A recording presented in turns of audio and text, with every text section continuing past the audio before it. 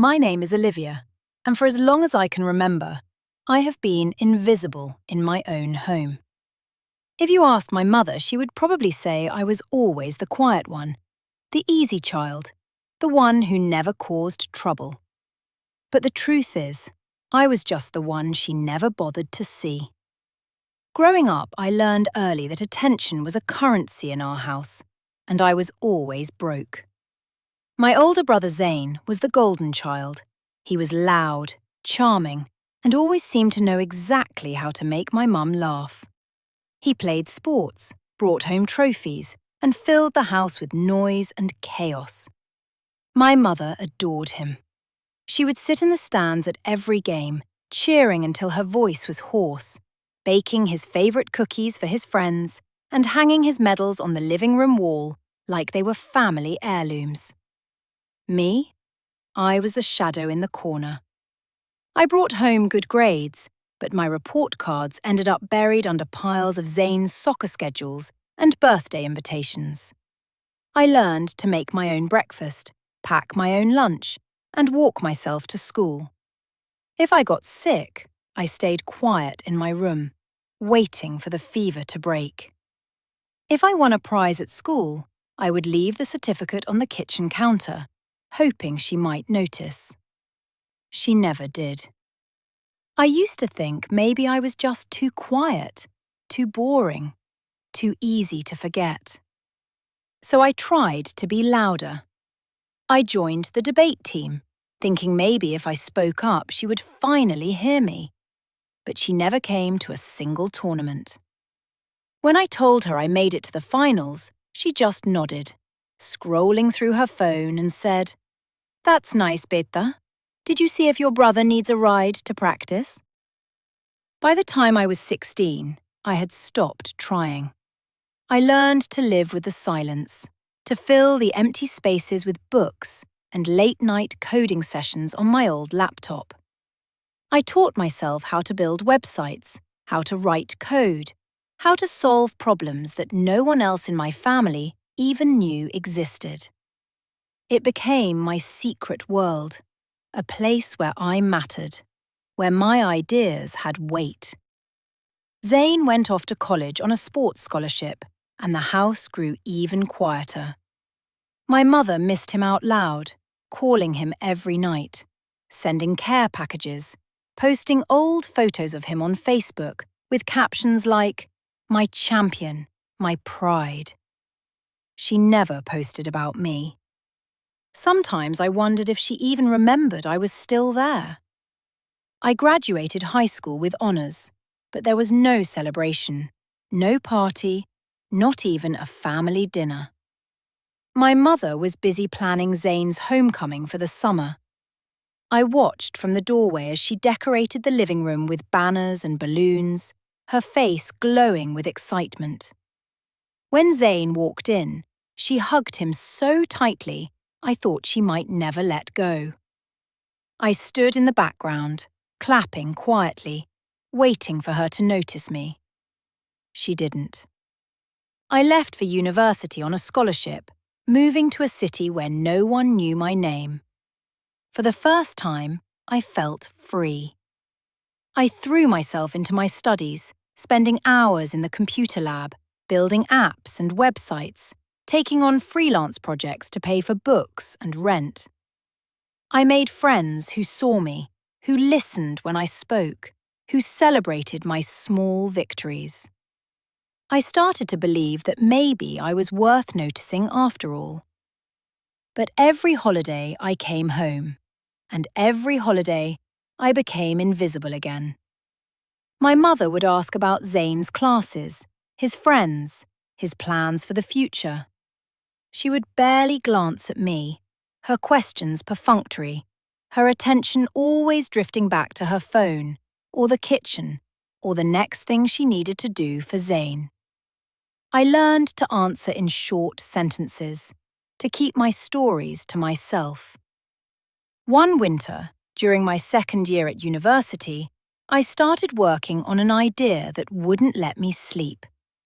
It was a platform for small businesses to manage their online presence, something I had wished for when I was freelancing, I poured every spare hour into it, coding late into the night, skipping parties and weekends, living on instant noodles and coffee. My friends thought I was crazy, but I couldn't stop.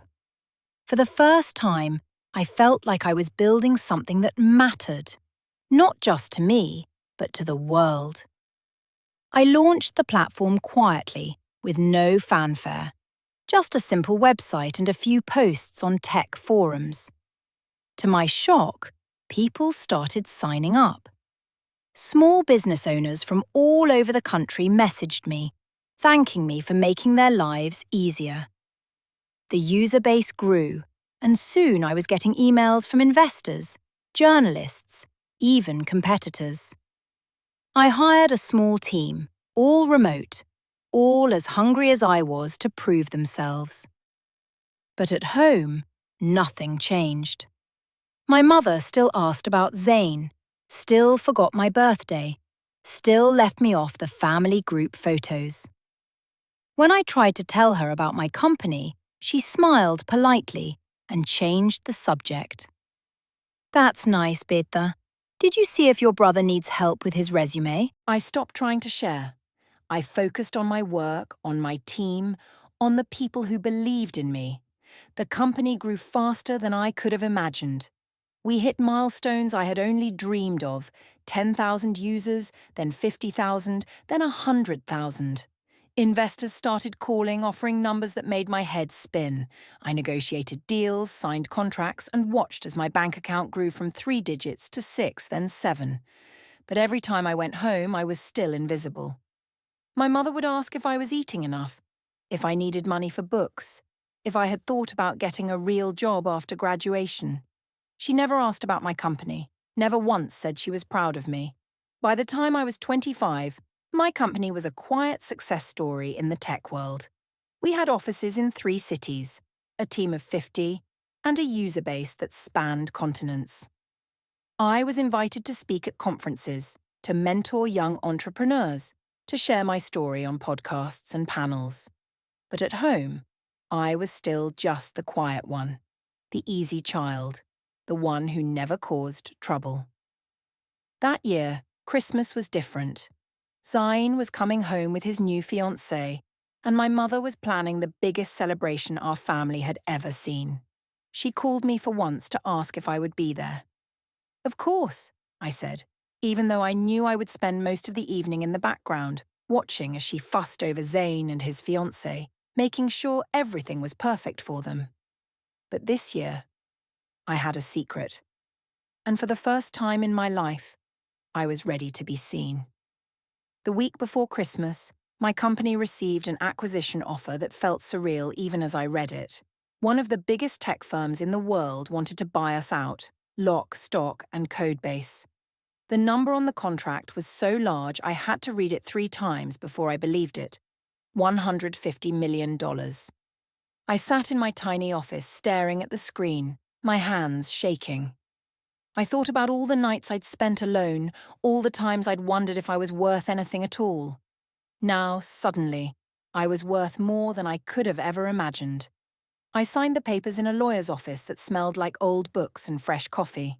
My team celebrated over video calls, toasting with whatever they had on hand: tea, soda, cheap wine. I watched their faces light up, felt their pride, their joy, their gratitude. For a moment I let myself feel it too. I had built something from nothing. I had changed lives, including my own. But when I called home to share the news, my mother didn't answer. I left a message, my voice trembling with excitement and nerves. "Ami, I have some big news. I can't wait to tell you in person." She never called back. Christmas Eve arrived, and the house was buzzing with energy. Zayn and his fiancée, Aisha, had arrived the night before, and my mother was in full hostess mode, cooking, decorating, fussing over every detail. The living room was filled with laughter, music, and the smell of cinnamon and cardamom. I stood in the doorway, watching as my mother adjusted the ornaments on the tree, her face glowing with happiness. When she finally noticed me, she smiled distractedly. "Ayan, Beta, can you help set the table? Zayn likes the blue plates, not the white ones. I nodded, swallowing the familiar ache in my chest. Even now, I was just the helper, the background character in someone else's story. Dinner was a blur of conversation and clinking glasses. Zayn told stories about his job, his travels, his plans for the wedding. My mother hung on his every word, her eyes shining with pride. When Aisha complimented the food, my mother beamed, launching into a story about Zayn's childhood favourites. I sat quietly eating my food, waiting for a moment to speak. After dinner, we gathered in the living room to exchange gifts. My mother handed Zayn a beautifully wrapped box, her hands trembling with excitement. "Open it, Beta. I spent weeks finding the perfect one." Zayn tore off the paper, revealing a designer watch. He grinned, hugging her tightly. "Thanks, Ami. You're the best." She turned to me almost as an afterthought and handed me a small package. "This is for you, Ayan. I hope you like it." I unwrapped it carefully, revealing a pair of socks and a notebook. I forced a smile. "Thank you, Ami. It's perfect." She nodded, already turning back to Zayn and Aisha. I sat there, the notebook heavy in my hands, feeling the old familiar sting of being forgotten. I thought about the contract in my bag, the life-changing news I was carrying, and wondered if it would even matter to her. For a moment I considered staying silent, letting the night pass like every other holiday. But something inside me refused to be invisible any longer. As the conversation drifted, I cleared my throat. "Ami, can I share something?" The room quieted, all eyes turning to me. My mother looked surprised, as if she had forgotten I was there. "Of course, Beta. What is it?" I took a deep breath, my heart pounding. I have some news. My company, well, it's not just mine anymore. We've been acquired. I sold it. I paused, watching her face for any sign of recognition, any flicker of pride. The deal went through last week. They bought it for $150 million. For a moment, the room was silent. Zayn's mouth fell open. Aisha gasped. My mother stared at me, her expression blank, as if she was trying to process the words. "You sold your company?" she repeated, her voice uncertain. I nodded, my hands trembling. "Yes, it's official. I'm still in shock, honestly." Zayn was the first to react. He jumped up, clapping me on the back. "Bro, that's insane! $150 million! Are you serious?" Aisha hugged me, her eyes wide with amazement. "Ayan, that's incredible! Congratulations!" My mother just sat there, her hands folded in her lap, her eyes searching my face. For a moment, I thought she might finally say the words I had waited my whole life to hear.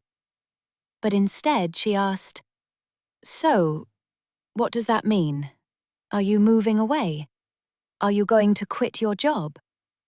I swallowed, forcing myself to stay calm. "It means I can do whatever I want now. I can travel, invest, start something new.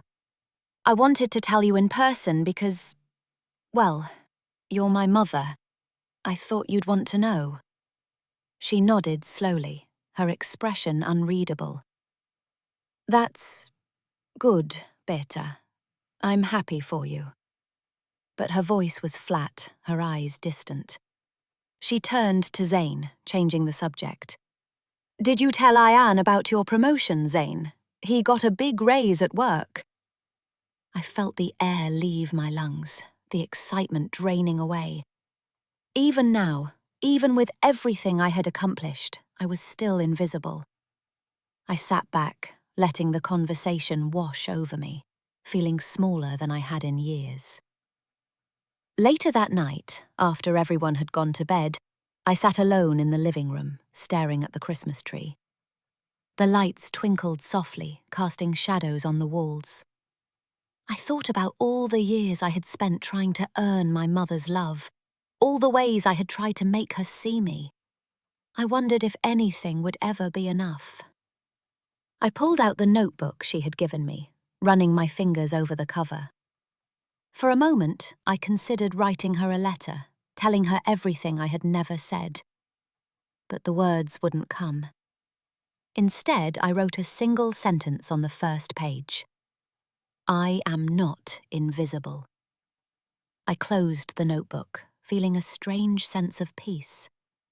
For the first time, I realized that my worth was not tied to her attention, her approval, or her love. I had built something incredible, not for her, but for myself. The next morning, the house was filled with the smell of fresh bread and chai. My mother bustled around the kitchen, humming to herself. Zayn and Aisha laughed over breakfast, planning their day. I sat at the table, sipping my tea, watching the sunlight stream through the window. My mother glanced at me, her eyes softening for a moment. Ayan, do you want more chai? I nodded, surprised by the warmth in her voice. She poured me a cup, her hand lingering on my shoulder for just a second longer than usual. It wasn't much, but it was something. The days after Christmas passed in a blur of family visits, wedding planning, and endless small talk. My mother seemed busier than ever, fluttering from room to room, making lists, calling relatives, fussing over Zayn and Aisha's engagement. I watched her from a distance, wondering if she ever thought about what I had told her, if the number I'd said out loud, $150 million, had even registered.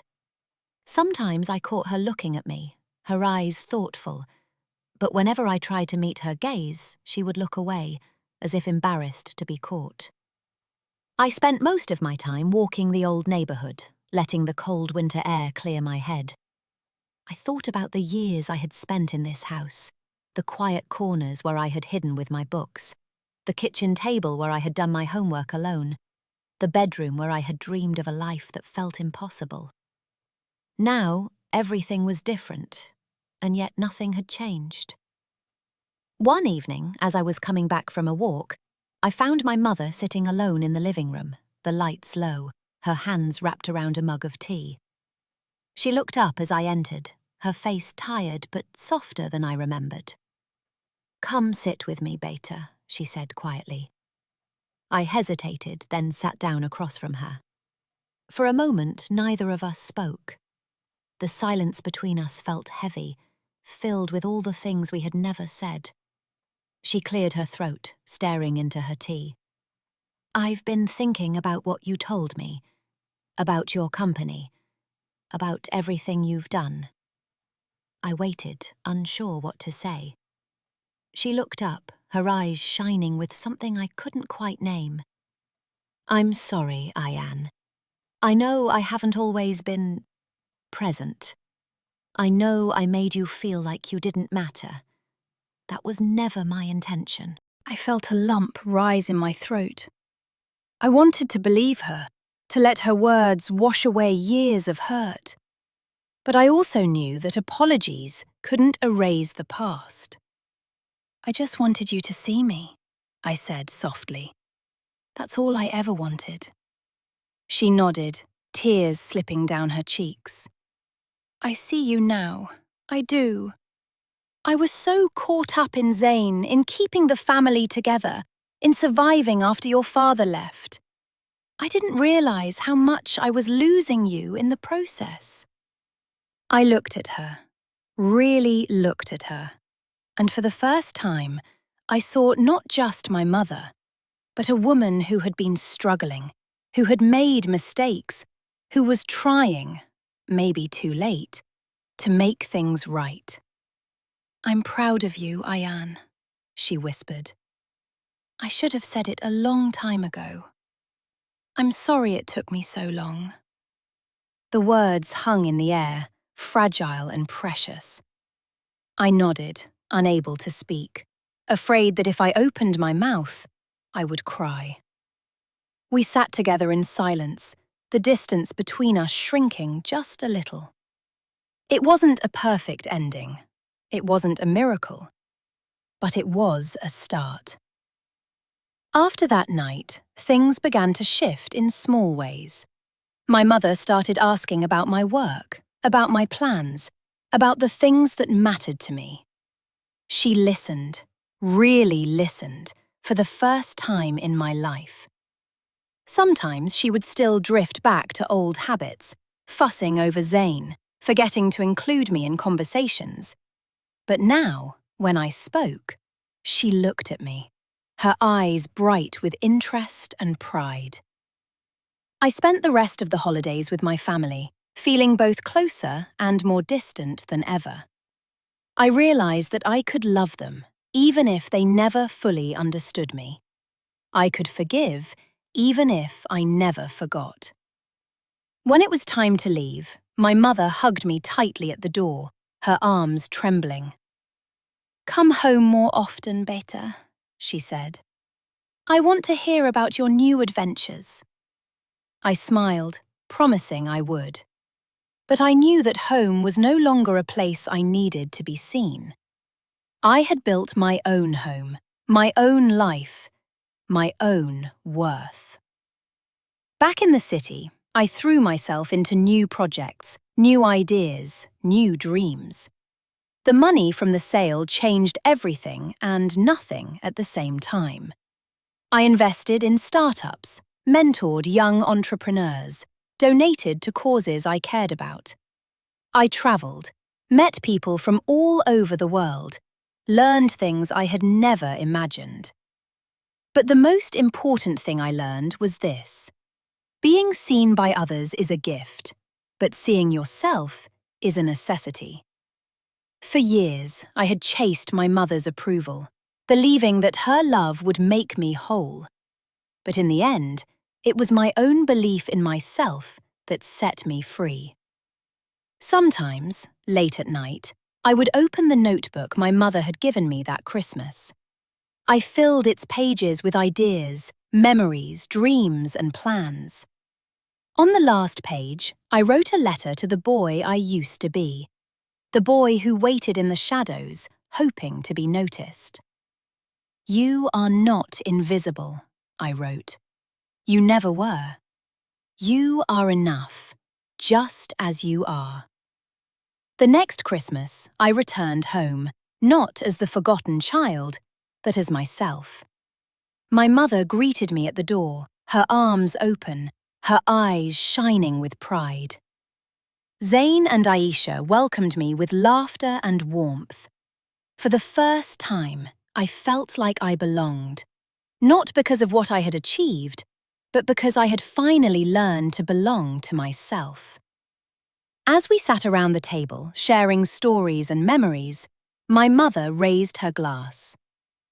"To Ayan," she said, her voice steady and clear. "To the son who taught us all what it means to be seen." I smiled, feeling the weight of the past lift from my shoulders. I had spent years searching for a place in my family, for a sign that I mattered. In the end, I found it not in their eyes, but in my own. And that was worth more than any company, any fortune, any Christmas miracle.